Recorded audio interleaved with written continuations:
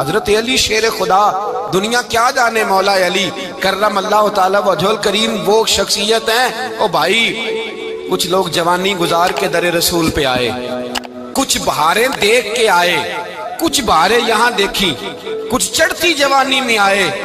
علی المرتضیٰ شیر خدا کہتے ہیں میں نے کوئی جوانی نہیں دیکھی، میں 10 سال کا تھا جب نبی پاک کے قدموں سے لگ گیا تھا۔ 10 سال کا واقعہ کیا ہوا؟ پہلی بات تو یہ کہ رسول پاک نے ان کے گھر میں پرورش پائی۔ جب تھوڑا سا معاملات بہتر ہوئے، سرکار کا نکاح ہو گیا، حضرت خدیجہ الکبریٰ کے پاس تشریف لے گئے۔ قحط آ گیا مکہ مکرمہ میں، غربت آ گئی۔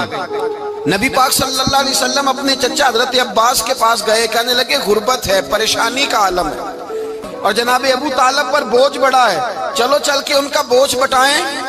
چلو، کہا ٹھیک ہے چلو، ان کا ایک ایک بیٹا لے آتے ہیں، ان کے بچے زیادہ ہیں، ہم خدمت کریں گے اپنے چچا زاد بھائیوں کی، اپنے گھر میں رکھیں گے، بوجھ بٹ جائے گا۔ حضرت عباس کہتے ہیں رسول پاک مجھے ساتھ لے کے گئے، ہم نے جا کے جناب ابو طالب سے بات کی تو خوشی خوشی کہنے لگے لے جاؤ جس کو دل کرے، جس کو دل کرے لے جاؤ۔ تو حضرت عباس کہتے ہیں میں نے حضور سے کہا جس کا آپ کو دل کرے آپ لے جائیں، دوسرا میں لے جاتا ہوں۔ تو حضور نے فرمایا آپ کا کیا خیال ہے، میں کس کو لے کے جاؤں گا؟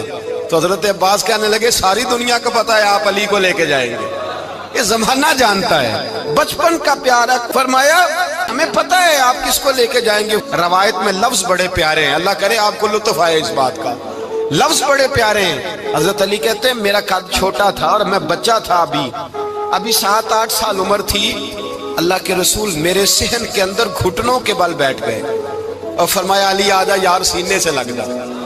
تو حضرت علی کہتے ہیں میں دوڑ کے گیا، دوڑ کے میں نے جا کے سینہ رسول اللہ کے سینے سے لگایا۔